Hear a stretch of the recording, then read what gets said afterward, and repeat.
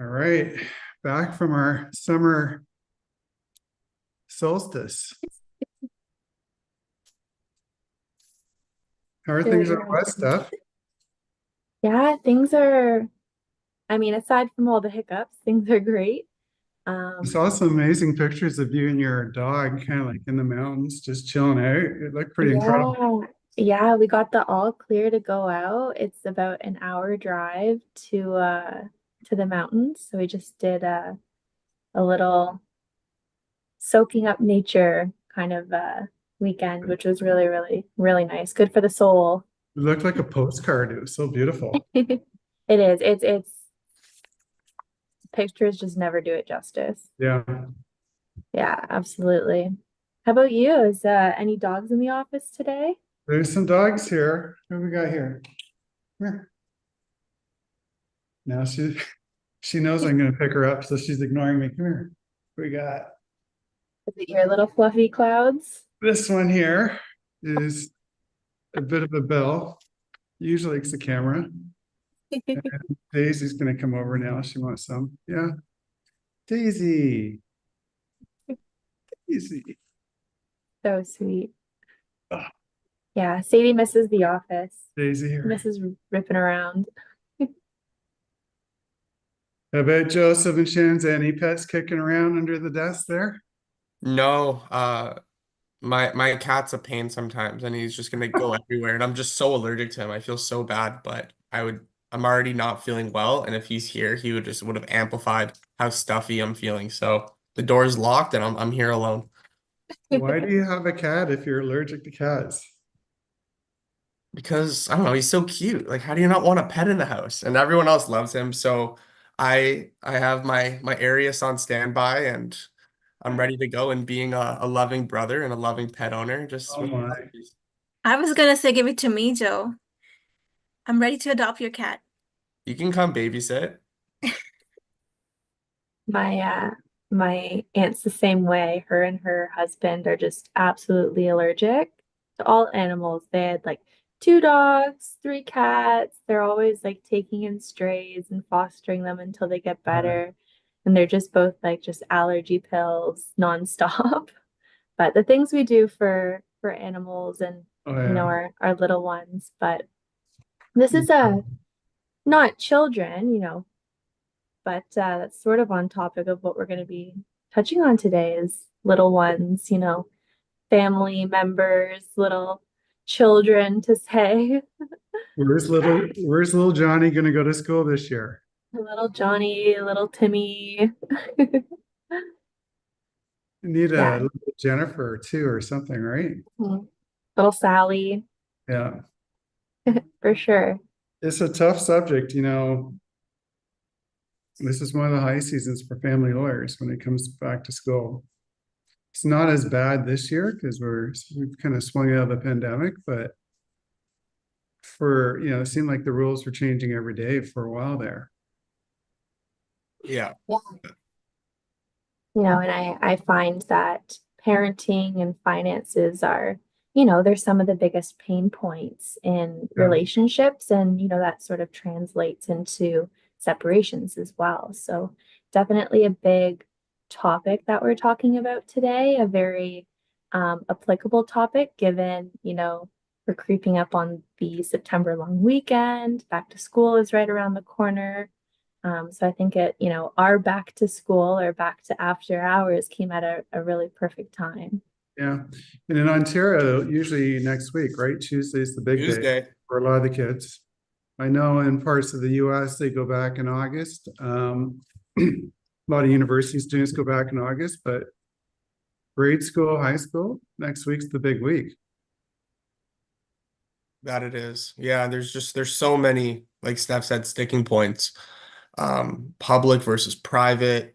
If you want to relocate and go to a whole new jurisdiction, there's so many things that come up. Yeah. Absolutely. Well, I don't know about you all, but I do see 5 o'clock. So it is after hours. So I just want to take a minute to thank everybody for joining us. I know we were on our own sort of summer break, but we are back And we will be talking today about co-parenting, specifically tips for back to school. So before we jump in, I'm just going to go over a couple of housekeeping items. You may notice that there is not a chat feature, but for all our Zoom attendees, there is a Q&A button. So please feel free to submit any comments, any questions that you have through that feature. The purpose of this series is to discuss general topics around separation, divorce, and other family law matters. So any information provided in this series should not be taken as legal advice. If you do have questions regarding your specific matter, please call our office, call a lawyer in your area to book a consultation to receive tailored guidance. And lastly, before I jump into some introductions, make sure you stay until the end.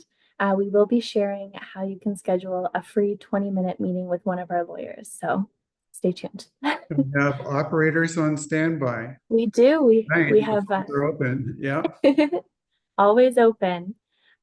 So for all of you tuning in, you may see 4 people that you know on your screen or 4 that you don't. So just for some little intros, we do have Russell Alexander here. He is the founder and senior partner at Russell Alexander Collaborative Family Lawyers. With over 25 years of experience, he uses his knowledge and expertise to serve his clients in all aspects of family law. Russell has written 4 books, and he is a fully trained collaborative practice lawyer. And you can also see him speaking at various conferences on collaborative practice, marketing, technology, and the law. We also have Joseph here. He is a compassionate family lawyer driven by a deep desire to support families through challenging times. With a background in commerce, he brings a strong negotiation skill set, analytical skill set, and critical thinking skills to his legal practice. His passion for family law was further honed through legal writing, research, hands-on experience, all through the family and children law placement at Queen's University.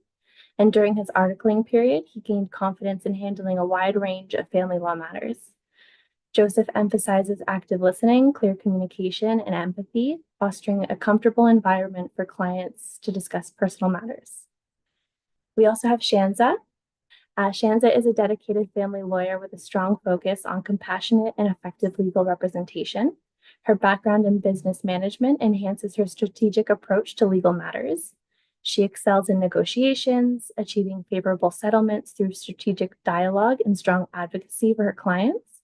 And she prioritizes clear communication, ensuring that clients are informed and empowered through the legal process. And for those of you who do not know me, I'm Stephanie. I've been immersed in family law for, over 6 years now. My dedication to family law stems from my passion for assisting clients through what's traditionally a difficult time by approaching matters with empathy, integrity, and compassion. And over the course of my legal career, I've gained experience managing a diverse caseload with sensitive matters, negotiating practical solutions tailored to my clients' goals and interests, and advocating for my clients both inside and outside the courtroom. So before we jump in, Russ, do you have any, common themes or issues that you see come up in family law matters, especially, around this time with back to school? Yeah, traditionally, Steph, thank you for those kind words and introduction. Traditionally, this is a super busy time of the year for family lawyers. We see a bump at Christmas time, summertime, back to school. There's a seasonality to family disputes. So if I had to characterize it, Steph, there's a big 3 group that we always see all the time. First group I'm going to call first timers. So they got really young children going into grade school, junior, senior kindergarten, maybe Montessori. They've separated. They live in 2 different jurisdictions. When the child was younger, they're co-parenting or equal amounts of parenting time. And now it's time for little Johnny to go to school. Huge decision. So that's going to set up what we call a status quo. And it will be very difficult to change that later, especially if little Johnny's doing successful in that school setting. So and the plumbing doesn't matter, whether it's mom or dad, as soon as we get the status quo rolling, courts are really reluctant to upset the apple cart unless there's a good reason to. So you gotta be really careful when you're entering school, what jurisdiction, who's going to be making those decisions, how you're going to co-parent during those times. So that's a big one. Lots of times we start working on that in the spring, well before you need to register. Many parents get busy, right? Life goes on. They go for summer holidays. They have extended family over during the summer, and then they realize it's time to get little Johnny registered, and everybody runs off to the lawyer's office. The second group I would characterize stuff is what we call overholding access. So this is another little Johnny, but maybe this little Johnny went to visit his daddy during the summer and had a wonderful summer, camping and boating and all the other things, and decides he doesn't want to go back to mom's house. And dad's saying, he wants to live with me now. I'm going to keep him, and I'm going to put him into school and to my neighborhood. Very difficult situation, especially if we have an established status quo. Oftentimes, there's no separation agreement or court order in place. You may have to move quickly to, if there is self-help and one parent takes unilateral action, to change that. So that's quite common. And then the third group we see quite often stuff is, 14, 15, sometimes 16-year-olds. They've got their own friends, their own idea of what they want to be doing. They may just decide they're going to go live with the other parent or not go to school or go to a different school. And those can be quite difficult too, because we have very immature 15-year-olds and very mature 10-year-olds, and they're all over the map. So we want to gauge whether the child's being coached. So those are the flavors I'm seeing, but let's see what our panel thinks. Shanza or Joseph, what are you seeing in terms of back to school experiences, lawyers, but also during your articling?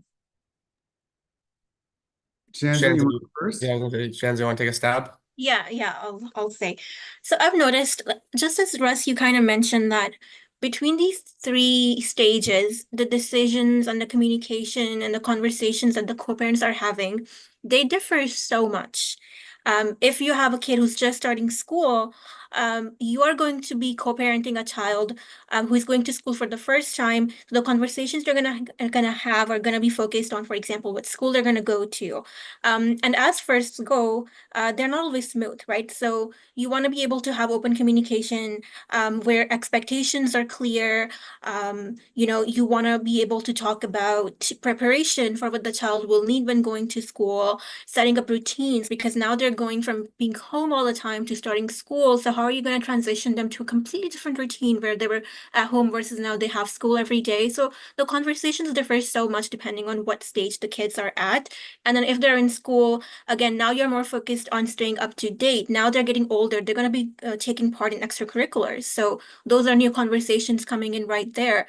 And the third group that Russ mentioned, when the kids are even older, now they're going to have a say. They're going to be like, I don't want to go to mom. I don't want to go to dad. So how much do you push them, right? And how much self-help comes in, how much obligation a parent has to kind of support the other parent's parenting time. So all the conversations differ so much depending on where you're at.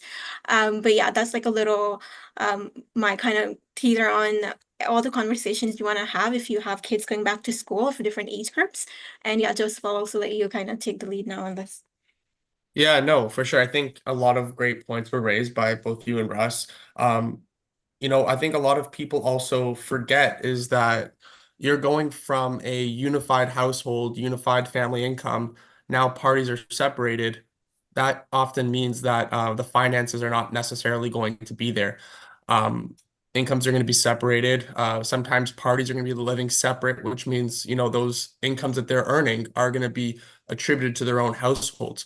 So oftentimes we have children who may have been enrolled, for example, in private school when the financial stability was there from both parents.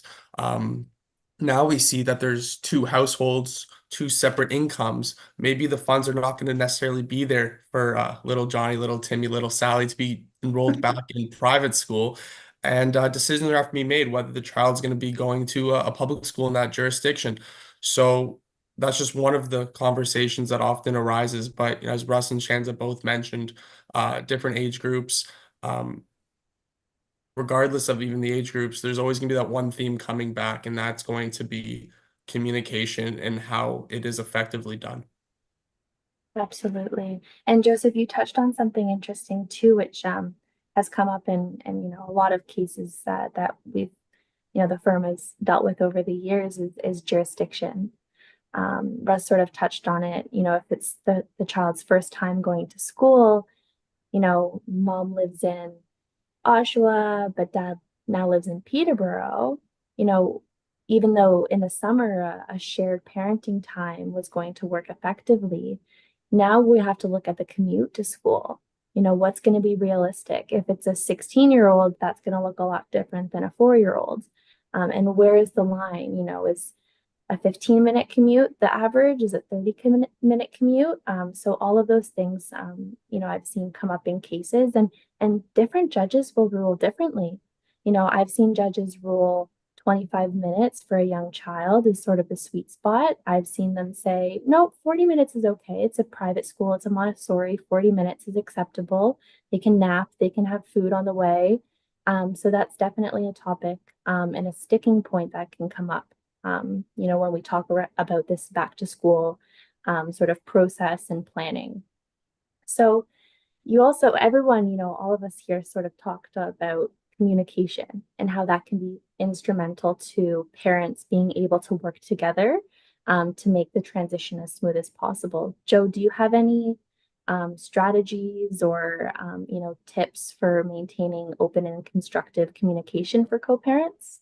Yeah, for sure. So when it comes to co-parenting, really the most important thing to keep in mind is that your conversations, the parent and parent conversations, should always be centered about what's best for your child. That should be the foremost thought process when having these conversations. Obviously, it can be easy to let personal feelings or past conflicts creep into those discussions, but it really is crucial to stay focused on the child's needs. Using clear and concise language is also really key. And as we know, misunderstandings often happen because something from one parent wasn't communicated clearly. So the ability for parents to try to be as specific as possible about what you mean and what you are trying to communicate is crucial. Active listening also plays a big role here too. Making sure that one parent or even both parents are not just hearing, but really understanding what the other parent is saying is important. Summarizing their points back to them to confirm that you're on the same page is often a tool that I tell people to use to make sure that miscommunication is prevented. And regular check-ins are also a really good habit to get into. These regular check-ins, whether it's weekly or bi-weekly, having consistent times that parents are touching base about their child's progress and any changes that may have arose in the last week or 2 weeks can really help keep things running smoothly. Obviously, family law wouldn't go without saying that emotions can run high. So sometimes it's important to steer clear of triggers, as hard as that may be. Being able to stick to the current topic and avoiding bringing up past grievances that could derail the conversation, and sticking with the best interest of the child's needs, what's on track, what's on topic is really important. And how do we do this? Well, using neutral platforms, various co-parenting apps such as Our Family Wizard is one that's very spoken about, highly recommended by judges and lawyers. Neutral platforms like this can be really effective. It doesn't just allow parents to stay organized, but it could also keep a record of communications, which can also be useful if disagreements ever arise. And speaking of disagreements, it's always a good idea to document important conversations and decisions. Document, document, document. This way, if there's ever a dispute, if there's a he said, she said, there's a written record to refer back to. And ultimately, if communication breaks down entirely, don't hesitate to seek professional help. Either that can be professional mediation, speaking to a lawyer, or even just someone in a support system that you can confide in. Obviously, they wouldn't be giving you legal advice, but having that support system is really important, and they can direct you to the necessary professionals. Sometimes having a neutral third party can make all the difference in really coming to a resolution. Absolutely. And those parenting apps, they're super, super helpful. Mhm. I think App Close is another one. I think that's a free one that a lot of my clients have found very useful. It's also having that independent platform, it's you subconsciously edit yourself more than if you were just, going back and forth on text or Facebook Messenger. You know that it's being recorded, you know it can't be altered. So if you're sending passive aggressive emails or texts through this app, um, there's no really getting around that. And I believe, did our family wizard used to flag like passive aggressive Yeah. language? So it sort of keeps you in check to make sure that you're not acting out of emotion, you're not speaking in a way that is only going to add fuel to the fire, which it's very easy to do when your emotions are high. So just maintaining that sort of 3-second rule of breathe for 3 seconds. Do I really want to send this? Do I really want to say that? That's definitely helpful. And And sometimes it's by design, right? The other parent knows how to push the button. Mhm. And you're going to send that message after mom or dad's had a glass of wine or a beer, and they're going to get a reaction. And then that's the first thing that's going to show up in court, right? They could set a trap for you if you're not careful.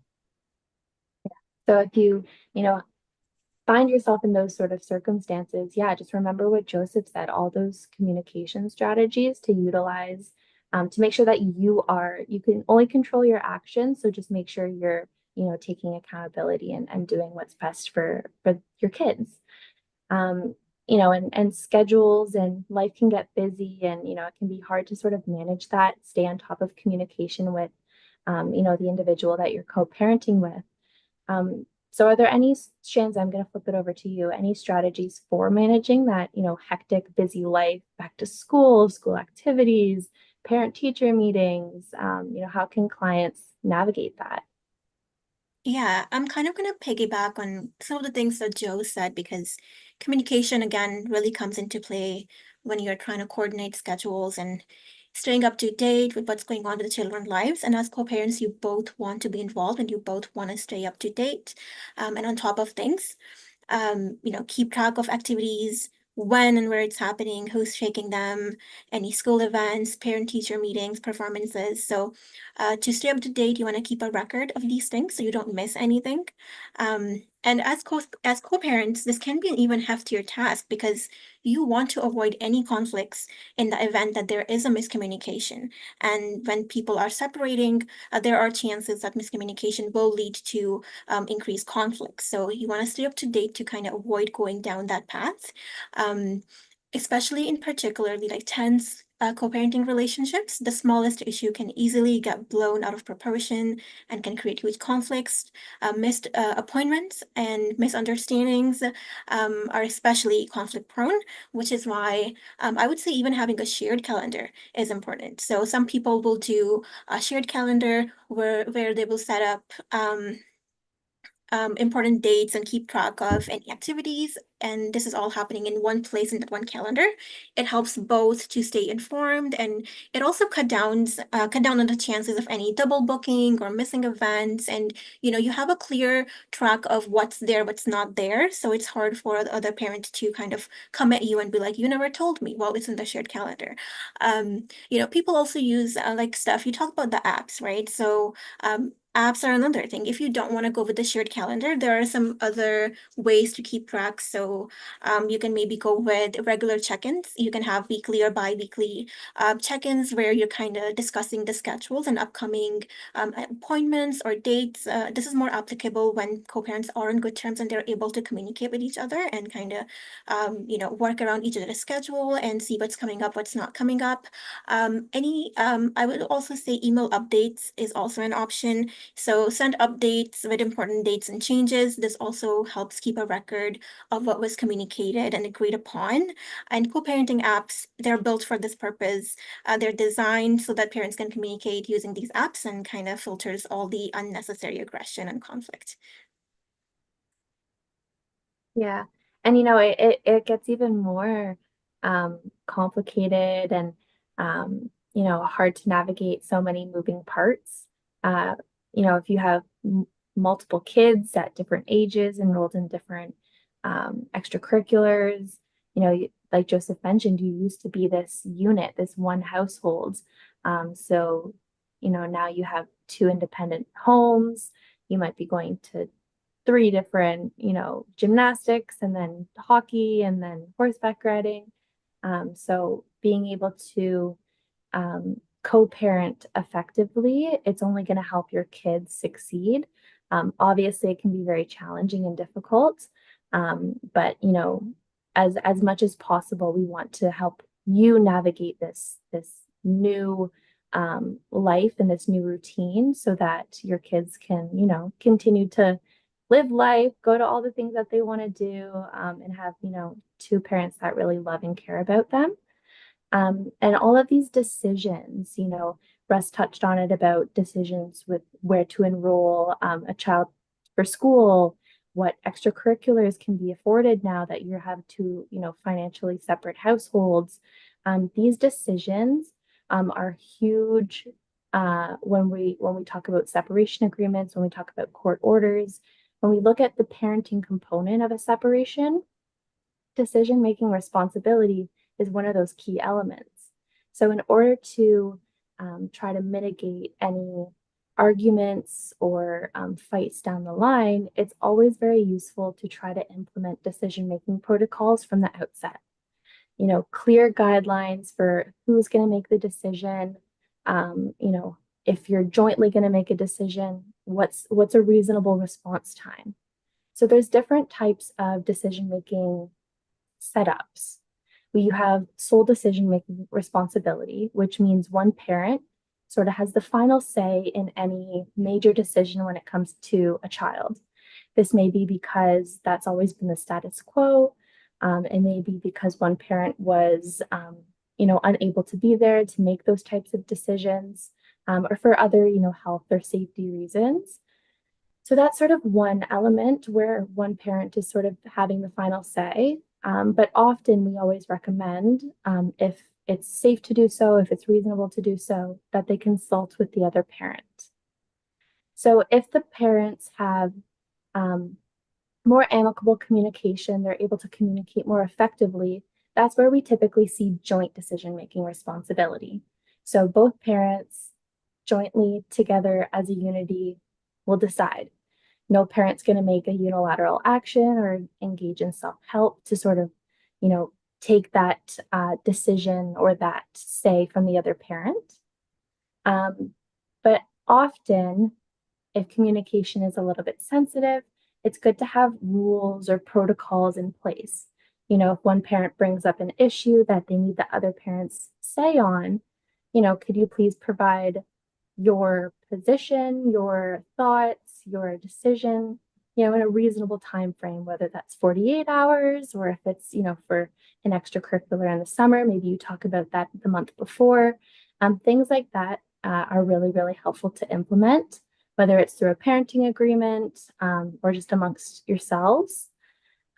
If joint decision-making, it's not really working, but both parents want and are capable of having that decision-making role. Another option is parallel parenting. So the big components or the big topics of decision-making that we see come up are decisions around education, decisions around health, extracurricular activities. So if you aren't necessarily on the same page, more often than not, parallel parenting might be more effective for you, meaning parent A gets maybe final say on education where parent B gets final say on health. Something in and along those lines. So those are all things to consider. Every family is going to be different. Every dynamic is going to be different. So it's about what's in the best interest of your child and what's going to work best for your family. So that's sort of a little blurb on decision making. Does anyone else have any thoughts or any tips when it comes to setting those protocols in place? They're so effective. I know we have circulated the rules for separated parents, which is basic common sense rules. Oftentimes when it's time to go back to school, it's useful to be reminded of those rules. And not use your kids as messengers or as weapons. It's a very busy time for a lot of families. And I had one client, they would actually post the rules on the fridge of each parent's home. And the kid would come up and say, Dad, you're breaking rule number 6 right now, and call the parents. It's really, the child was the responsible one in the family, but it's effective to, if you're following any of these strategies you hear tonight, whether communication strategies, scheduling, decision-making protocols, reduce it to writing, maybe even bullet form. Say, here's what we've agreed to, and that's going to be effective to hold each spouse responsible, hold each parent responsible. It's also may be helpful if you go back to court. You can say, well, here's the status quo. This is what we agreed to, and this is where things went wrong and why. Yeah, absolutely. Everything in writing is always best. Yeah. And we touched a bit about how those financial responsibilities can sort of impact, back to school, impact extracurriculars.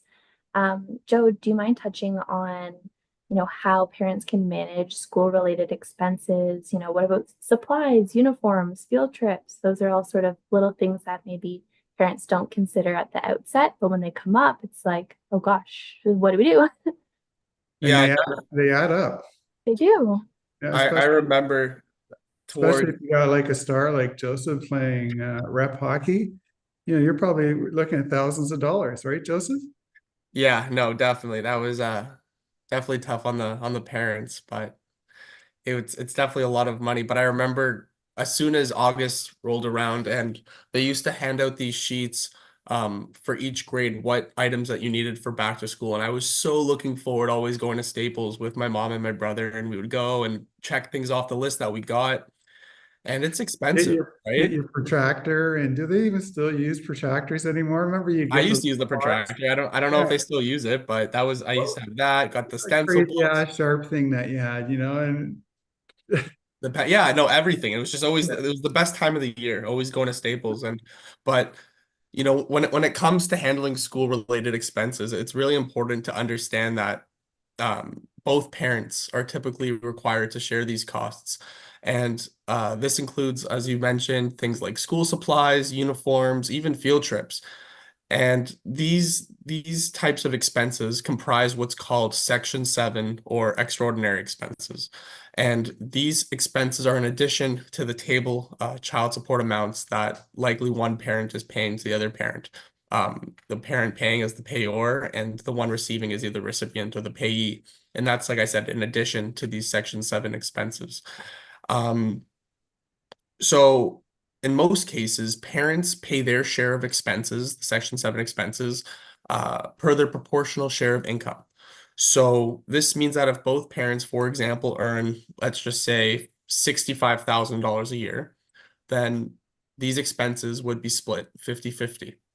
However, if one parent makes, for example, $75,000 a year and the other parent earns $50,000 per year, then likely a fair arrangement between the parents would be for the parent who's earning $75,000 a year to pay approximately 60% of the costs, while the other parent would pay 40%. And that's to avoid any surprises. It's clear cut, and being able to sit down at the beginning of the school year and creating a budget plan, outlining all potential expenses. That way, both parents can have a clear understanding of what's expected and how costs will be split. So the proportional weight rate of paying for expenses is always a good tool.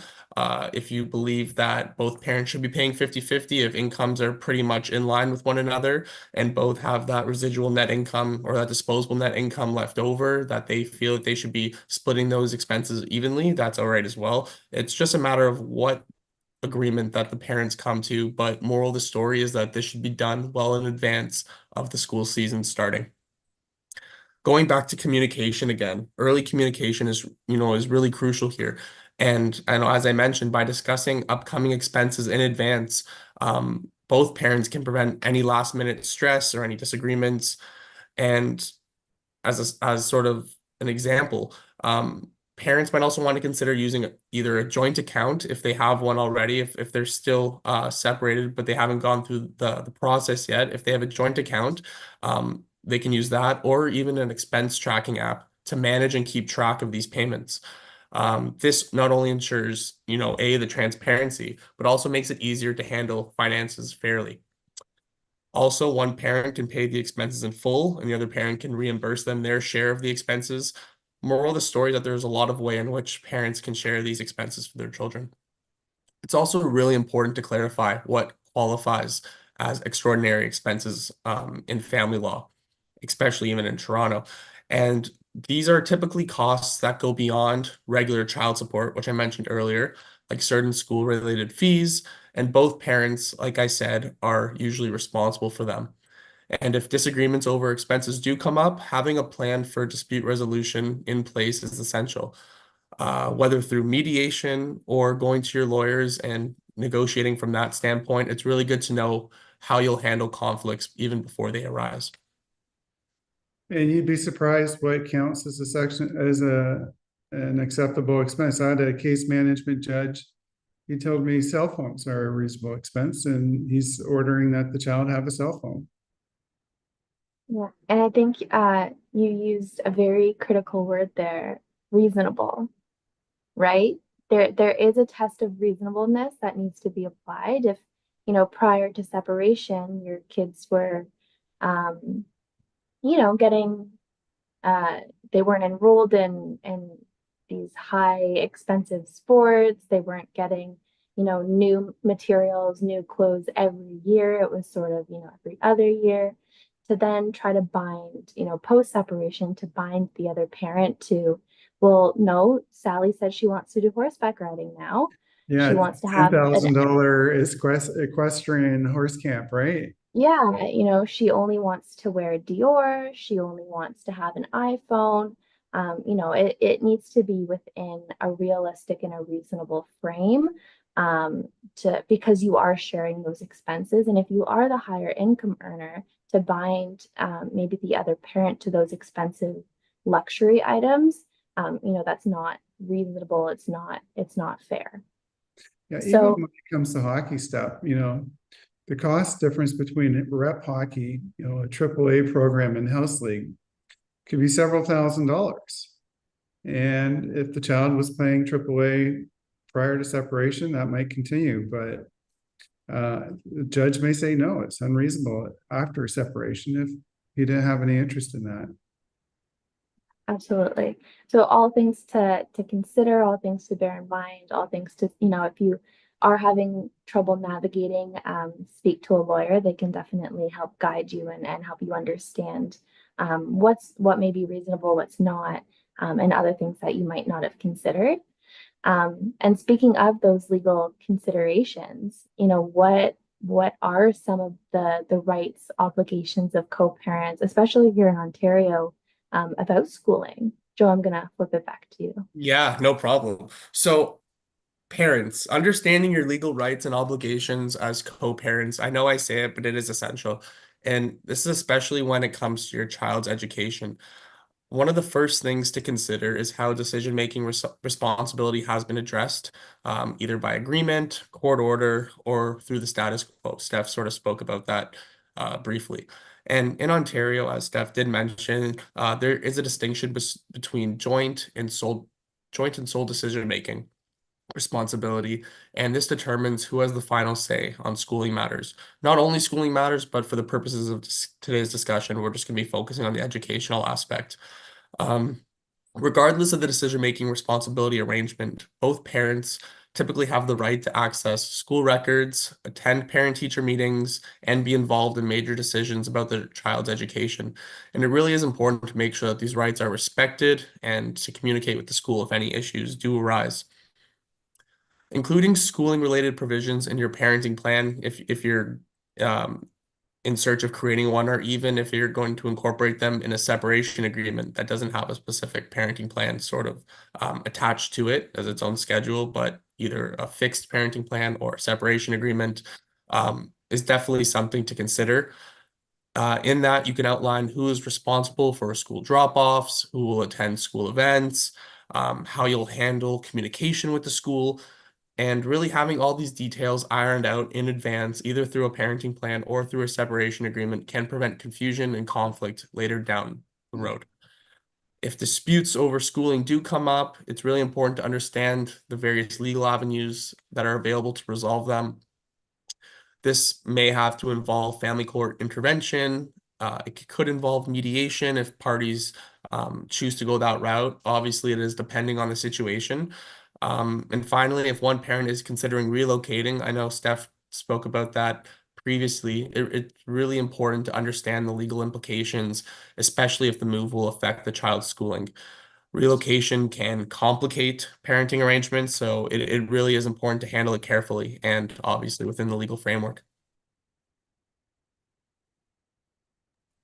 Thanks, Joe. Yeah, lots to consider. There's so many elements, not only to separation, but even just specifically around parenting and schooling.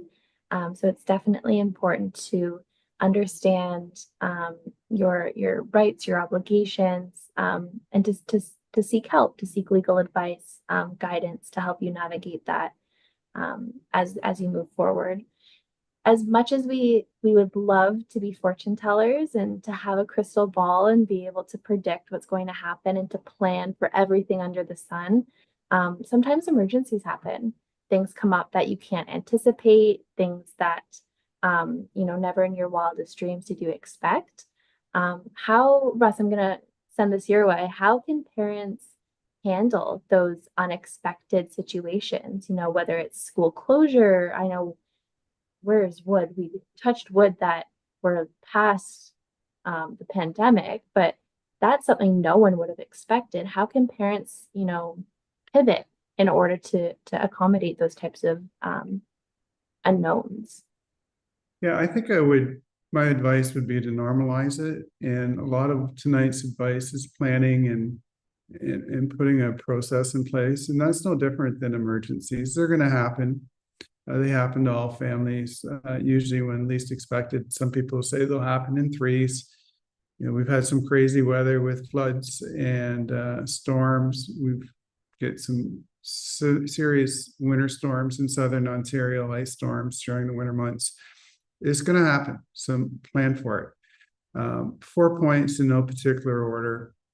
Certainly create an emergency plan with protocols and share it. Not just with your spouse, with the school, with extended family, with new partners. So everybody has an idea in terms of what the protocols are you're going to create. Our law firm has a phone tree, and everybody's contact information is in there together with their significant other or family member if they don't have a spouse. So if there is an emergency, we have a protocol in place in terms of who's to contact who in what order. So our clients still are able to be serviced.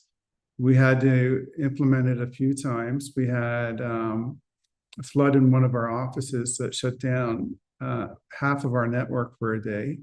And we needed to communicate with the court, with our clients, with each other to set up a plan moving forward to deal with that information. Fortunately, no client data was lost, but we did experience some downtime.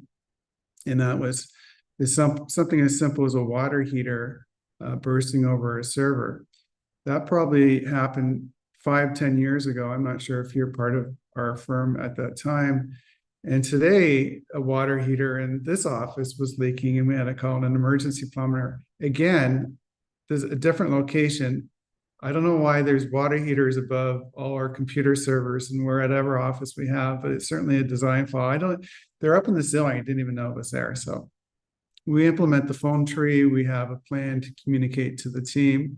And just by way of analogy, that's no different than your family and your children. And so you want to establish those protocols. Certainly you want to prepare emergency kits if necessary. The Costco and Canadian Tire have these driving kits that are available for winter months. If necessary, have an EpiPen if the child or a family member is susceptible to that. Medications. everything that you'd need in an emergency kit, include that. Maybe have one in each car, or traveling with the child or the caregiver at the time, and communicate with the school. If there is an emergency, or if there's special needs or allergies or medical conditions, have that be part of the school's record. So teachers know what the protocols are, who the family doctor is, whether the child needs to go to an emergency room, or whether a visit to the family doctor would suffice. And over communicate would be my advice. But it's going to happen. Plan for the worst, hope for the best. But if you have a plan in place and you include extended family members and new spouses, everybody's going to be much more prepared, will be acting much more rationally, and help normalize it. I think people will perform much better if you have those plans in place. Some people can go so far to practice it. I'm not sure, depending on, the child's needs and what the emergency is. There's certain things you just cannot predict, but it's something to consider as well. So one thing I did with my kids growing up, I taught them how to use a fire extinguisher in the backyard. We started a fire, and I said, okay, this is where the fire extinguisher is located in the house. This is how you put a fire out. And we practiced it a couple times, but unless somebody teaches you, you might not understand. And it's no different than EpiPens or medications. Teach the spouses what the requirements are, what the dosage is, how to apply whatever the treatment is that your child may need. Absolutely. And it really can tie back into, we talked about communication, schedule sharing. Maybe there's a, emergency note or emergency, this is the medication that your child's on. Anytime they go to the doctor, they have a change, just make sure it's updated. It's something that both parents can have access to. Extended family members, if they're watching your children, they'll have access to. You can share it with people who are going to be caring for your child. And it's a great resource and tool to have, so that everybody is always on the same page. Everybody has the information that may be needed. And I think something that it may feel difficult to do, but it can really, really be a savior in those types of emergency situations, is to remain flexible and compassionate. Your focus is got to be on your kids, no matter what disagreements you might have with the other parent, no matter what history you have, animosity. Always try to be the best version of you, the best parent that you can be. And that's really going to, shine through and help sort of get you out of those emergency or dark situations. And show some patience and some grace and some empathy. Your children are going to learn from your conduct, and they're going to mirror how you conduct yourself. So it's a chance for you to show some leadership and be a role model for your children. Absolutely. And I've gone before judges where on paper, there's so many disagreements. It looks like the parents are maybe at war because of the different perceptions on whether it's the relationship or what happened or finances or parenting or whatever the disagreements or the disconnect is. But both parents were able to set all that aside, come to a consent and agreement, and the judge commended them. He showed up and said, I thought we were going to be sort of at a screaming match, a fight. But the two parents came together. They worked out, what was in the best interest of their kids. And that's really what the court is going to be focused on, is the best interest of the children. So that's sort of in a court setting, but in negotiations, or if conflicts arrive after you're out of court, after you have an agreement, there's different conflict resolution tools that can be utilized. And Shanza, do you mind sharing any techniques that you have for parents that face those types of disagreements, whether it's at the start or in the future? Yeah. So when you're co-parenting, I think it's safe to assume there will be instances where there will be disagreements. And first thing that you always want to start with is communication. I know we keep saying communication, open communication, but what exactly is open communication, right? So when you're both communicating, make sure that you're both able to express your concerns and viewpoints. Sometimes people don't feel heard. They don't feel like what they're saying holds any importance to the other party. So just make sure you're both listening. You're both able to, communicate exactly what your concerns are. Remember, you're a team and you're trying to parent a child who needs both their parents. And so active listening is the key. If you want to communicate your viewpoint, you also want to make sure you listen to them. And that's how they will listen to you too. So it's a two-way street. You both kind of have to come to the table with a mindset where you're in a position to communicate, listen, and come to a solution. And while you're having these conversations, make sure your focus is on the kids and what's best for them. Always discuss how the different decisions will impact their schooling, their activities, and their overall well-being. And you always want to prioritize their needs and their interests in this whole decision-making process. Another thing I would say is when you're communicating, set clear goals. When you come to the table to talk to your partner, ex-partner, agree on what you want to achieve with the resolution, because it's very easy to lose track and go down memory lane and who did what and when. Remember to stay focused on what you're trying to resolve. It could be anything. It could be trying to find consistency in routines between the two households. It could be trying to agree on what the shared responsibilities are, or agreements on, as Joe talked about, finances and school-related expenses. So it can be a number of different topics. So make sure you have clear goals and you know exactly what's the topic of discussion and what exactly it is that you're trying to get an agreement on. And again, if communication is not yielding the results that you want, then consider involving a third party. Again, Joe talked about this through mediators can come in and kind of help the parties. Even a family professional, they are great with helping parties come to a parenting plan. If you have a plan and there is some disagreements on what the plan states or what exactly it is that was communicated during the discussions, or what exactly the agreement meant to communicate, the professionals, even lawyers, we can all kind of come in and kind of facilitate those discussions and help find a mutual solution. And if you don't have a plan yet, have a proper co-parenting plan. That's something that can really avoid conflicts in the future. If you have something written down, you have a procedure, you have responsibilities outlined, exactly who's doing what, then those can really minimize the conflict and discussions to things that are, for example, emergencies or things, only some things that were not addressed, and then you can kind of go move forward on topics that were not initially addressed, but you still have a parenting plan that addresses the very major decisions and how you're going to handle those going forward.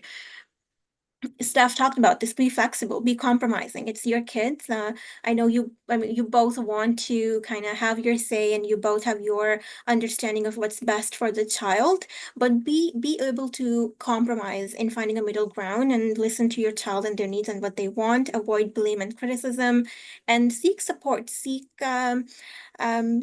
a counselor or therapist if you think that's what your family needs, to kind of come to an agreement, and you're all, even if it's different households, it's one family unit, it's a child with two parents and they want that in their life. So kind of just focus on that and try to come to solutions moving forward.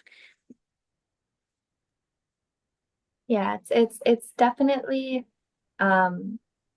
useful to have those types of protocols in place before the conflict arises. So you have an idea of how to navigate it.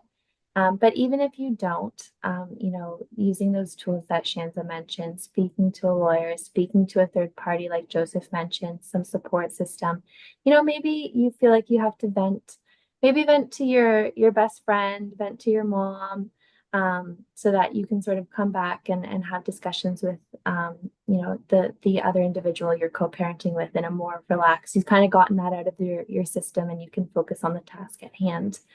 And, ultimately all of this, everything that we're saying today, all of these tips, these tools about communication, effective co-parenting, It really, the purpose is to really support your children, to support their emotional well-being, to ensure that they feel supported, not only, during the school year, but through the separation process. It's, it can be really difficult on parents to go through a separation to navigate all these unknowns. And especially it trickles down to the kids. So ensuring that, like Russ mentioned, you follow those rules for separated parents.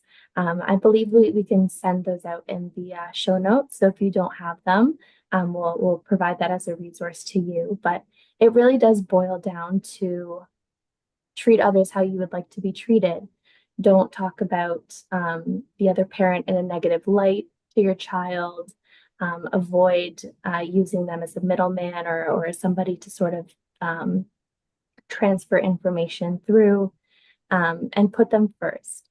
Another thing that a lot of families are doing, whether it's covered by insurance or it's not, is if your children are maybe not sure who to talk to, or they don't want to complain about one parent to the other, seeking out guidance counselors or therapists or some independent neutral third party for your kids to speak with. A lot of schools nowadays have those types of resources, whether it's a teacher, whether it's a social worker at the school.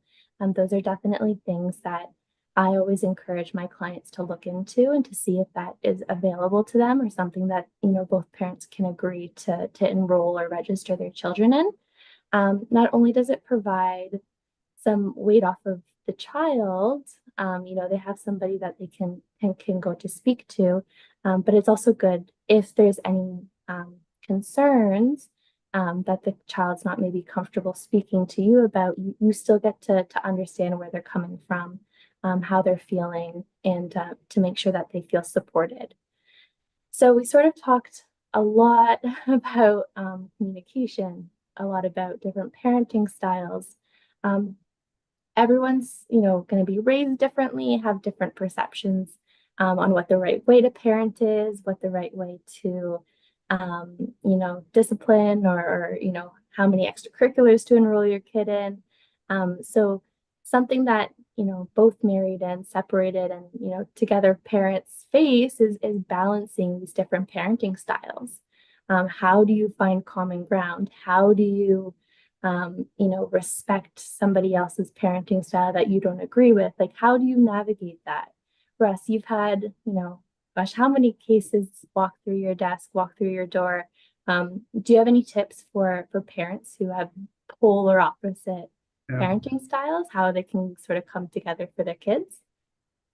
Well, I guess it's time for story time. We haven't had a story, right? Yeah, we love a story. So where do you want to be 20 years from now? Do you want to be the parents where one parent's disinvited to your daughter's wedding because it's just going to be a scene and it's going to be an incident? It's going to be all about the separated parents from 20 years previous and not about this young girl's wedding? Or do you want to walk your daughter down the aisle and have both parents be at the wedding? Doesn't mean they have to like each other or sit next to each other. That's the course you're setting by making these decisions today. As simple as back to school sounds. The more you can agree, the more you can cooperate, the better, more productive your child's going to be. Studies show kids who have a good relationship with both parents turn out to be much more productive members of society, much more rounded, or usually go to post-secondary education. Kids who do not fall victim to drug addiction end up in the youth criminal justice system and oftentimes may end up in jail. So those are the decisions you're making when you talk about these young children and back to school. Sounds dramatic, but it's true.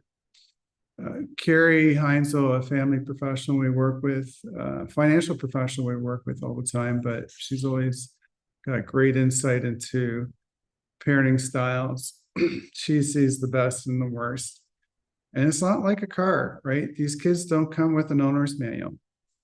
And there's not one right way to parent these young children. So you want to acknowledge and respect each other's parenting styles, especially if you certainly want to ensure that child's best interests are looked after and not put in harm or risk in any fashion. But maybe just because the style is different than what you're used to or what you grew up with doesn't mean it's not necessarily healthy for the child to have exposure to different parenting styles when they're in different homes. Agree, this is a big one. Agree on how you're going to discipline this child. You take one thing away from tonight's program, don't let your new partner do the discipline, especially if it's any kind of physical discipline. It's just going to blow up. Likely the child will not return. The other parent will be incredibly upset. And that's a rift that's really hard to repair. So have an agreement in terms of what the discipline is going to look like, who's going to be disciplining the child, what circumstances will discipline be applied.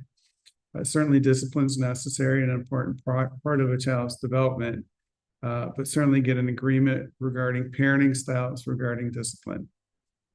The discipline's inappropriate or not in the child's best interest, Children's Aid Society may be called, the family doctor may report it, the school may report it, the children may be apprehended from your care for a short period of time, or if it's a significant case, and removed from your care permanently. And if you need help, talk to your family doctor, talk to a social worker, talk to a family professional, and get the best advice in terms of discipline approaches that are appropriate and effective. Be flexible. Obviously, you're going to need to adapt, and we see this quite often. There's a question that we had that we talked about. Different people are differently involved in child's school and participating in homework and things of this nature. And I remember I had a client who was upset because, the husband all of a sudden wanted to participate in homework and do all these activities. And she thought he's trying to be super dad and he's doing it for other reasons. Maybe he wants to get an equal parenting time and reduce child support. She thought it was nefarious, didn't think he was genuine. And when we talked to the husband, the dad, he just said he never had an opportunity to do it. Mom did it, just took over, kind of helicopter during the course of the relationship. He never had an opportunity to sit down and do the projects in the homework with the children.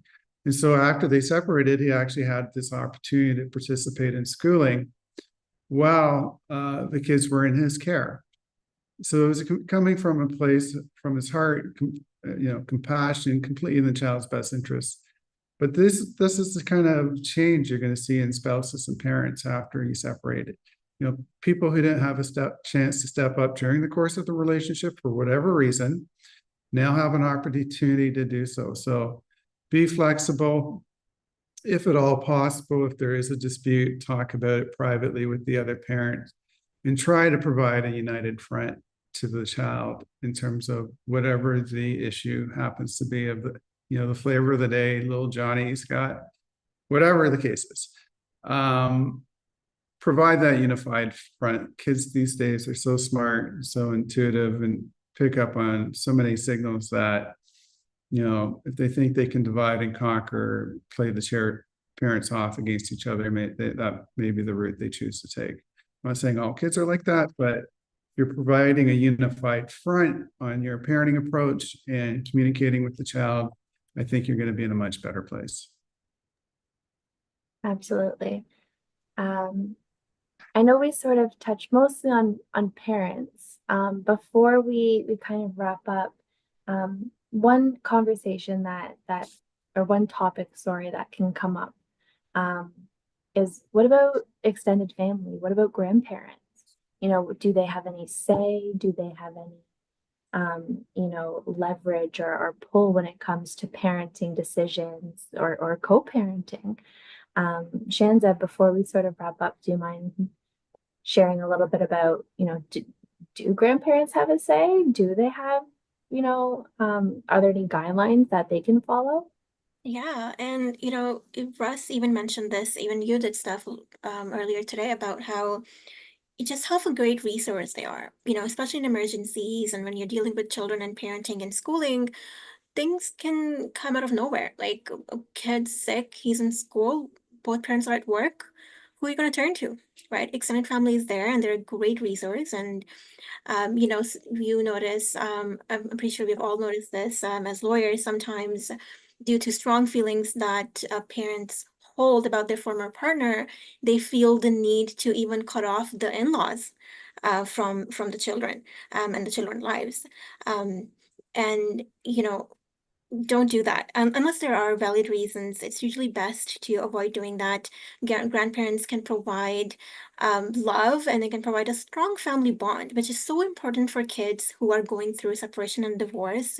They they see their parents separating, and they're losing their immediate family and the unified household. And if you also cut them off from the extended family and the grandparents, they're going to miss out on connections with people they consider family, um, which can bring significant changes to their lives. And so there are so many benefits to maintaining that contact with extended family, um, especially when it comes to children's self-esteem. Divorce can impact their self-esteem so much, making them question who they are, who their family is, and if they're still loved. Sometimes kids can even blame themselves. We don't know what's going on through their heads. So having that support system, having the grandparents and extended family be there for them, especially if parents are going through a hard time with a divorce, can really provide them that stability. If there were traditions while you were together where the kids were seeing the grandparents on certain weekends, for example, continue doing them. Don't just because you're separating, don't change everything for the children. If these extended family members were important to the children before the separation, they will continue to be just as important afterward. Um, so uh, keep those traditions going, keep them involved with the family. This also brings a sense of belonging to them. Um, the children might need uh, to feel that they still belong to both families, regardless of the reason for the separation, even if one parent is no longer in the picture. So have your extended family be there, let them support you and your children. Yeah, great Yeah. advice. It takes a village. It really does. I can add to that. Mhm. Justice Ingram made a decision for grandparent access on a grandparent application to the court and granting the grandparent access. Let me just preface this, but grandparents are sometimes the only stable force in a child's life when the parents are going to war. So I think they're great and provide that stability. Long story short, that decision got appealed to the Court of Appeal. The Court of Appeal reversed it and said, no, parents decide what the grandparents' parenting time would be. Now, recent changes in our legislation, we say that it says and other people's, and so that's grandparents, their door opened up again, and now they can have these contact orders. So it's kind of an interesting evolution. But I go back to the quick story time here. My dog Lucy's enjoying this story. I represented Dad. Mom was estranged with her father, so the grandfather. They had a dispute unrelated to anything about the child or the family. And so she cut his access off just to be spiteful, right? This is the way she's going to get back at him. So Dad, my client, comes in and Mom and Dad are fighting it out. Said, well, her dad's contacting me and wants to have access with the kid, which I do. I guess your parenting time, sure. I think grandparents are great. And so that particular grandparent had his time and access through not his daughter, but his daughter's ex, right? But what that did, not only did it help foster that relationship, it showed that my client was the more balanced parent. He recognized that having a relationship with this extended family, even though it's not in his side, was in the child's best interest. And he put the child's best interest ahead of his own by sacrificing some of the parenting time with them so she can have that relationship with her grandfather. So that's my advice in terms of thinking about these relationships. They're hugely important, hugely valuable to the child's development and upbringing. And they're also good when it comes to back to school because they can pick up and drop off if you have to work and you can't be there for the bus. Yeah, I can't even remember how many times, my mom got stuck at work, my grandma lives around the corner, really lean on those support systems. And I think, all of us touched on this theme, even though it's back to school, whether we're talking back to school, we're talking decision making, we're talking summer, it really boils down to what's in the best interest of the children, trying to maintain, effective, amicable communication styles, and to plan for as much as possible so that you're always on the same page, and to have protocols in place on how to deal with disputes later down the line. So we are 6:05, 6:06. It's after hours. So I just want to thank everybody for tuning in today. We're very happy to be back. For all of our Zoom attendees, following the webinar, a brief survey will appear, allowing you to share your comments, your suggestions for future topics, other things that, you like to see more of from us. Your feedback is always greatly appreciated.